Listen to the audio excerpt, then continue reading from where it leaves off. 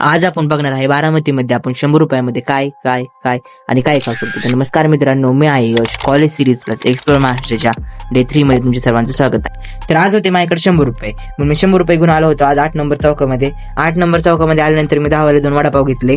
मी इथे वडापाव खूप एक नंबर भेटतात चांगले, तर तुम्ही एकदा येऊन इथे विजिट द्या आणि खावा वडापाव. तर आता आपल्याकडे आलेले आहेत 80 रुपये. 80 रुपयानंतर मी आलो आहे 3 आधी चौकामध्ये. मग इथं आल्यानंतर मला खूप गरम व्हायला लागलं, म्हणून मी इथं आल्यानंतर एक स्टिंगची बाटली घेतली. मग स्टिंगची बाटली उघडली, पिली, आणि मग पिल्यानंतर आपल्याकडे उरले आहेत आता 60 रुपये.